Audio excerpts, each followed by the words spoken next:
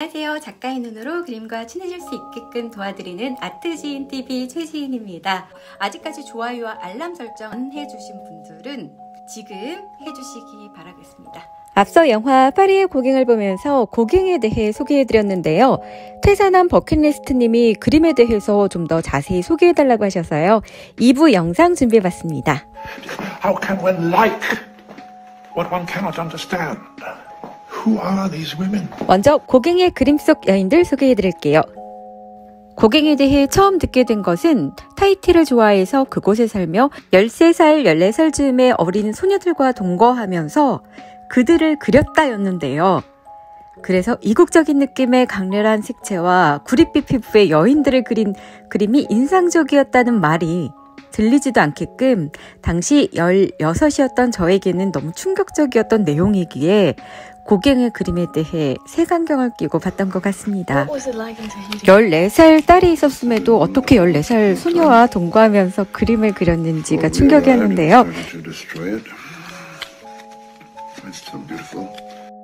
타히티에 빠져 있었던 고갱의 이야기 들어보실게요. 다시 영화 속으로 가보겠습니다. Tell me something about it. I'd been there a few months, and I decided to take a journey around the island. I was passing through a small village on the east coast when some people invited me to eat with them in their hut.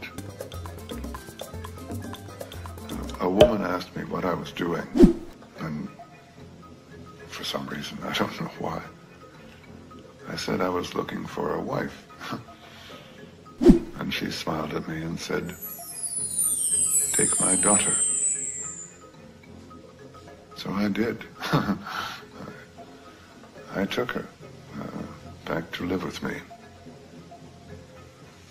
And at first I didn't know what the girl was thinking. And then I realized she was happy. And then I realized something even stranger, something completely unfamiliar. I was happy. 사실 이해하긴 어렵죠. 14살 소녀 테하 아마나와 결혼할 당시 그의 나이는 44살, 본국의 아내와 아이들도 있는 상황이었는데요. 하지만 문명의 때가 묻지 않은 타히티니까 괜찮다고 생각한 고갱은 어린 신부의 누드를 그렸습니다.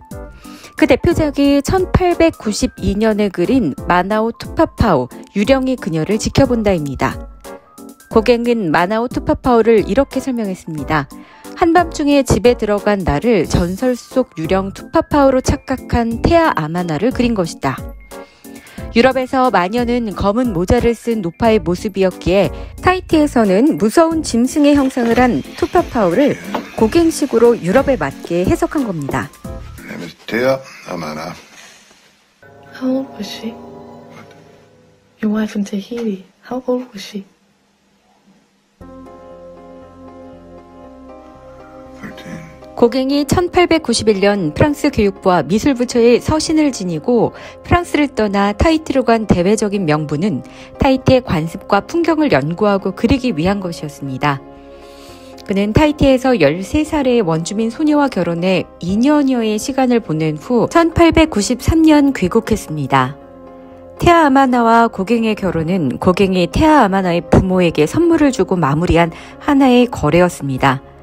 아내로서 테아 아마나의 역할은 가사노동뿐 아니라 성적 파트너이기도 했고 그림의 모델이기도 했습니다.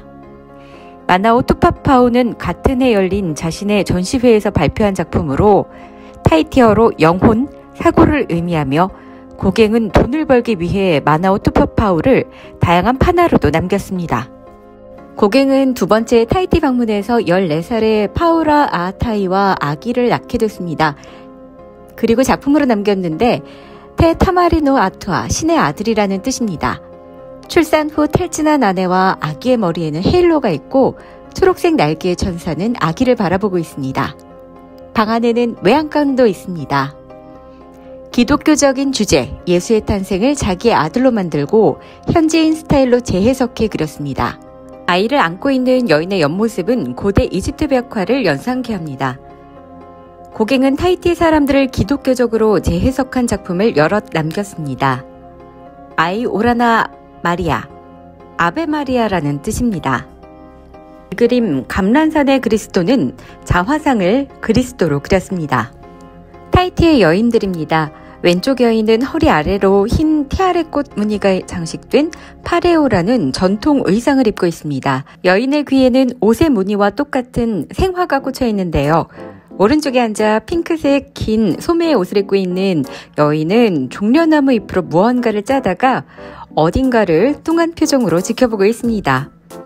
고갱은 타히티에 있는 처음 몇 개월간 현지인의 태도와 얼굴뿐 아니라 온갖 종류의 사물을 그려서 목록으로 만든 후 그림을 그릴 때 소재로 삼곤 했습니다. 영화 속에도 고갱이 다시 타히티로 돌아가고 싶어 했고 타히티로 돌아갈 경비를 마련하기 위해 애쓰는 장면이 나오는데요. Going out for a drink with a few friends. You can't mix with the colonists, they're unspeakable, so I had no one to talk to. I've been meaning to say, when you go back, how would it be if I came with you? Why don't you all come? Lot of women. 3 a day if you like. And plenty of drink, you We say. practically give it away. 고갱에게는 아내가 있었습니다. 고갱은 25살, 아내였던 메테는 23살.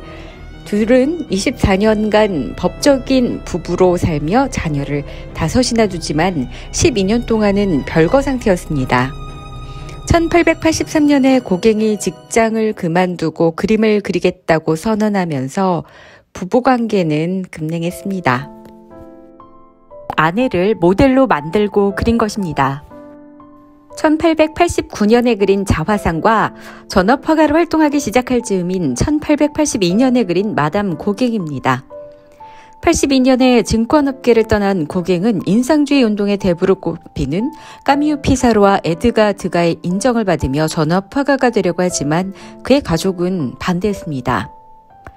1873년에 덴마크 출신의 메테가트와 결혼해서 그는 이미 자녀가 5이나 되는 가장으로 이후 생활고를 견디지 못한 아내는 아이들을 데리고 프랑스에서 아내의 모국인 덴마크로 건너갔습니다.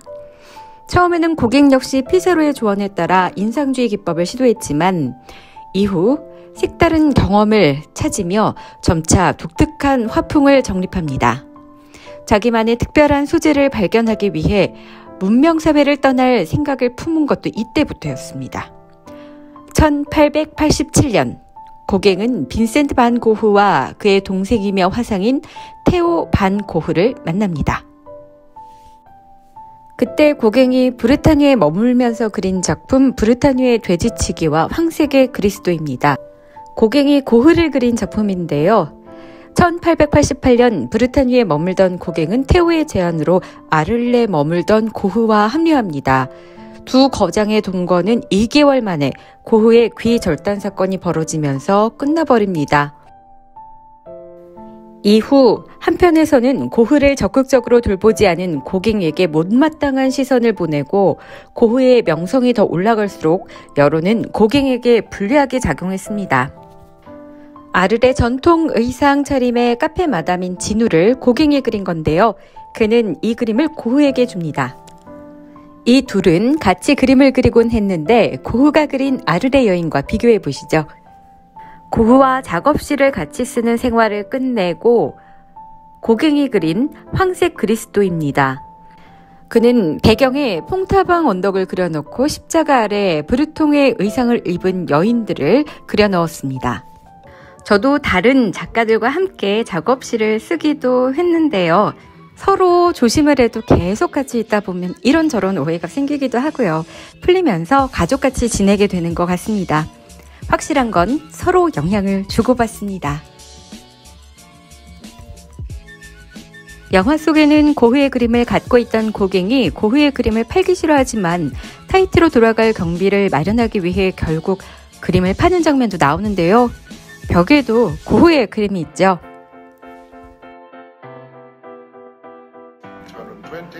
영화 파리의 고갱을 보면 개인전을 앞두고 마치면서까지의 과정이 섬세하게 표현돼 있어 화가의 마음을 느낄 수 있고요.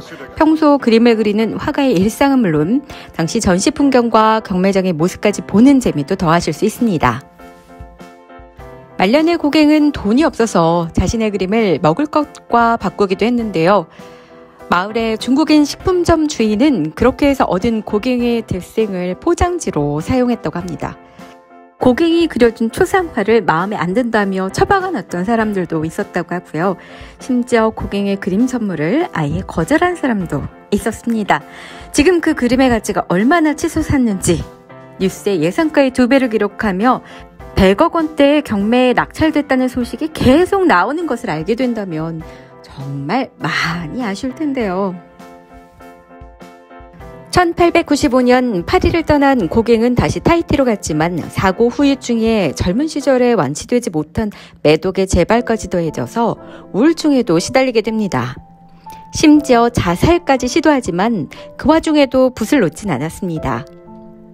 이 시기의 주요 작품으로는 우리는 어디에서 왔으며 우리는 무엇이며 우리는 어디로 가는가가 있는데 길이만 4.2m가 넘는 이 작품은 사후에 쏟아진 수많은 찬사에도 불구하고 다른 작품을 덤으로 끼워주고서 1000프랑에 팔렸습니다.